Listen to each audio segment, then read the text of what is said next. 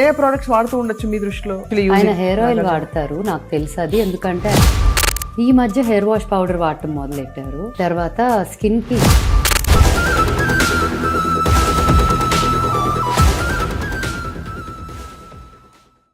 మసక మసక చీకటిలో మల్లె తోట వెనకాల ఎవరైనా చూసుంటారా నడిచే నక్షత్రాన్ని?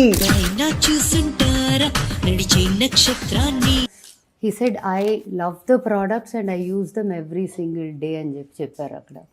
So I was like, I wish they keep this because it's like coming from him, who is an icon for maintaining himself ఇలాగా ఈ ఏజ్ లో కూడా అలా ఉండటం, ageing gracefully like fine wine అనే దీనికి ఆయన నిదర్శనం. కాబట్టి ఆ మాట పెట్టారు and it's related to skin care and ఇది ఉంటే బాగుండేది అనుకున్నా. But yeah, I think they have their own reasons why they can't. Obviously అంటే అది కమర్షియల్ దీనికోసం.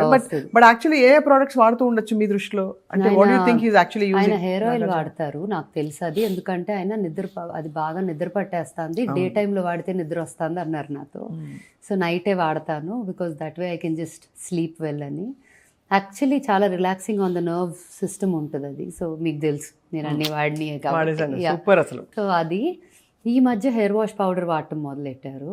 తర్వాత స్కిన్కి he uses the red Sandalwood line and Kumkumadi. అవి అయిపోయినాయి, నాకు అర్జెంట్ రీఫిల్ కావాలి ఇవాళ ఆన్లైన్ నేనే ఆర్డర్ ఇవ్వాలన్నారు ఒకరోజు. ఐ సెడ్ అర్జెంట్ అంటే రేపటికి వస్తాయి కానీ ఇవాళ కావాలంటే నేను పంపించేస్తాను అంటే, no I have to pay for this, you cannot just send it అన్నారు. సరే మీ ఇష్టం, but then I will send it అని చెప్పా.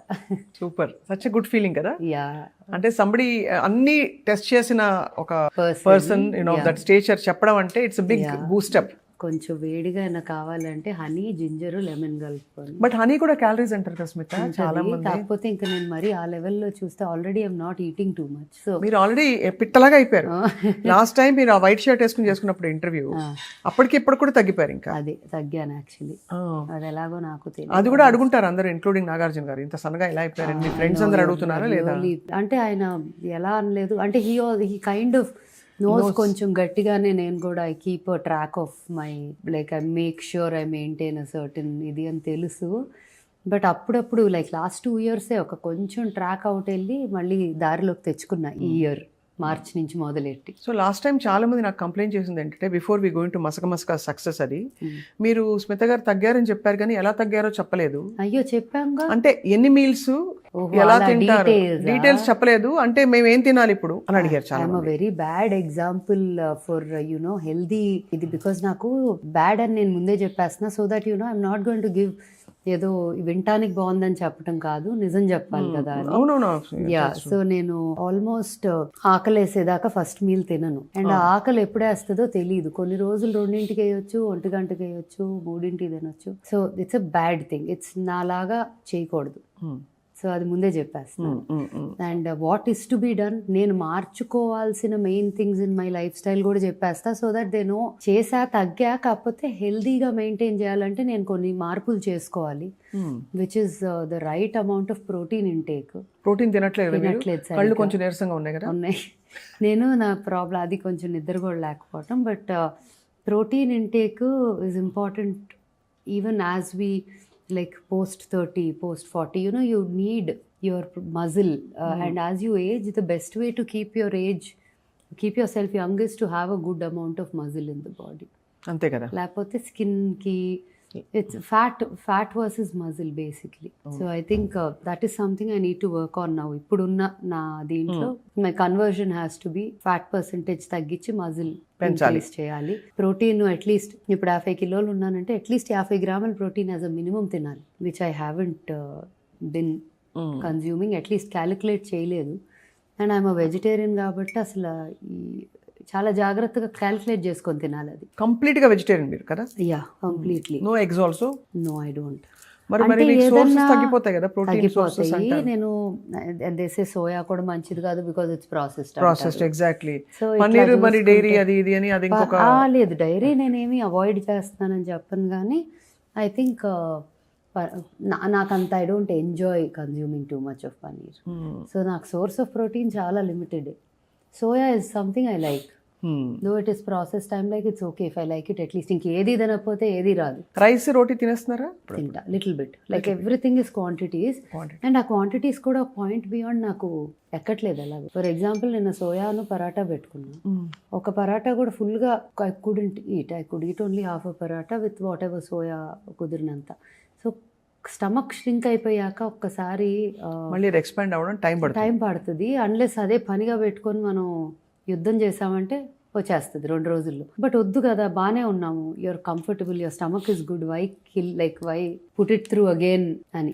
బట్ ఇంకొకటి ఏంటంటే what I believe and I also try to do is intermediate fasting. A lot of people know about it and అది in fact స్టమక్కి కొంచెం గ్యాప్ ఇవ్వాలి అంటారు, like rest for your digestive system entirely. That helps, and when I was doing it seriously full-fledged గా నాకు help చేసింది. నాకు actually ఎర్లీగా తినేసి ఆపేయటం అనేది ఇస్ బెస్ట్, బికాస్ పడుకునే ముందు you sleep on a very light stomach. కానీ నాకేమవుతుందంటే నాకు వేకప్ అవ్వగానే తినలేను. నేను పొద్దున్న తిన్నానంటే మధ్యాహ్నం తినలేను. సో ఈ రెండిట్లో ఒక మీలే తినగలను. I prefer to eat afternoon, ఎందుకంటే పొద్దున్నే అన్నం తినలేం కదా. So I wait till afternoon and ఆ టైంలో ఏమనిపిస్తుంది కొంచెం తినేస్తా. బాగుంది. అయితే you figured out your body, that's the main thing. So for everyone also it is what works for them. ఇప్పుడు నేను చెప్పింది మీకు అస్సలు వర్క్ అవ్వకపోవచ్చు, చాలా తిక్క రావచ్చు, రైట్? ఫుడ్ లేక తప్పు టైమింగ్స్ తిని కరెక్ట్గా ఒక ఇది స్కెడ్యూల్ లేకపోతే కొంతమందికి అసలు పిచ్చి వచ్చేస్తుంది. ఈ స్కెడ్యూల్లో నాకు అలా మైండ్ మీద ఏమవ్వదు effect. So it's working out for me. అది అందరికి అవుతుందా అంటే అవ్వదు. అది అంత హెల్దీ అంటే may not be very healthy. But intermediate fasting ఒక మంచి రిథంలో, అంటే కర్కాడియన్ రిథమ్ అంటారు, where you stop at the same time everyday. అంటే 16 గంటలు తినకుండా ఉండటం అనేది ఒక ప్రాసెస్ అయితే, ఆ 16 గంటలు ఏ 16 గంటలు అనేది కూడా ఫిక్స్డ్గా. అవును. అప్పుడు your body also kind of అదే దట్ హోల్ సింక్ అవుతుంది అండ్ హెల్ప్ చేస్తుంది. సో ఐ థింక్ నన్ను ఎవరైనా for a good health to start with advice అడిగితే మాత్రం I'm not an expert, but what I feel is intermediate fasting is helpful. అసలు ప్రతి దాని గురించి ఇది బ్యాడ్, దీనివల్ల అది బ్యాడ్ అని చెప్పి వందలు ఒకళ్ళేమో ఇంటర్మీడియట్ ఫాస్ట్ గుడ్ అంటే, ఇంకొకళ్ళు ఎందుకు బ్యాడ్ అంటే దానివల్ల ఇదవుతుంది అదవుతుంది అని ఇంకోళ్ళు పెడతారు. సో అంత మైండ్ మనం too much of information overload చేసుకోకుండా if we are able to manage what is good for us, right, I think it's the best way. Correct. And one size fits all అనేది ఎవరికి ఉండదు దీనిలో. మీరు కూడా లాస్ట్ టైంకి ఇప్పటికి తగ్గారు. అవును కదా, తగ్గాను డెఫినెట్గా. నాకు కార్బ్స్, ఈ రిఫైన్డ్ ఆయిల్ గోలా ఇదంతా కూడా I realize it actually I truly believe now it causes inflammation. అది అందరికీ ఉంటూ ఉండొచ్చు, నాకైతే క్లియర్గా చూశాను నేను.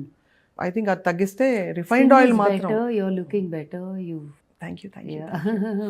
But long way to go ఇంకా. But I'm on the path. అదే ఇట్స్ యాక్చువల్లీ ఈ రోజుల్లో ఇది బ్యూటీ కోసం కాదని అందరూ అర్థం చేసుకుంటే బాగుంటుంది. Health and for our self ఆ కరెక్ట్ వెయిట్ లో ఉంటే చాలా ప్రాబ్లమ్స్ రాకుండా ఉంటాయి అనేది నేను కన్విన్స్ అయిపోయాను. చాలా మంది డాక్టర్స్ బట్టలు వేసుకోవాలన్నా ప్రశాంతంగా వేసుకోబుద్దు. కరెక్ట్, అవును.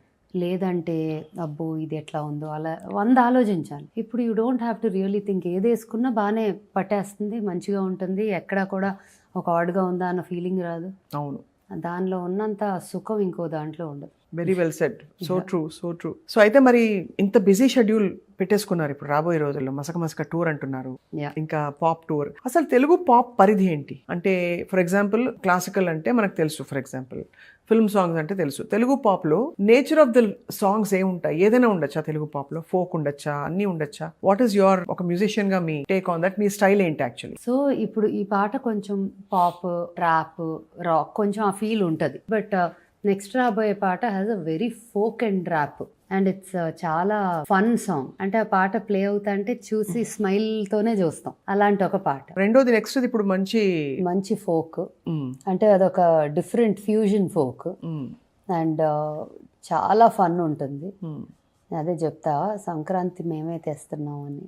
నిజంగా పాటతో సంక్రాంతి పండుగ వచ్చేస్తుంది. అలాంటి ఒక festive, very festive and very fun. 3వ పాట ఉంది, అది కూడా చాలా ఇంట్రెస్టింగ్ కాన్సెప్ట్. అది కొంచెం ఈడియం ఫోక్. ఇవన్నీ కూడా ఎంత డిఫరెంట్ జానరాస్ లాగా ఉన్నా నన్ను చూస్తే ఇట్ ఫాల్స్ అండర్ యువర్ పరిధి అనే ఫీలింగ్ వస్తుంది. అవును, pop is nothing but popular.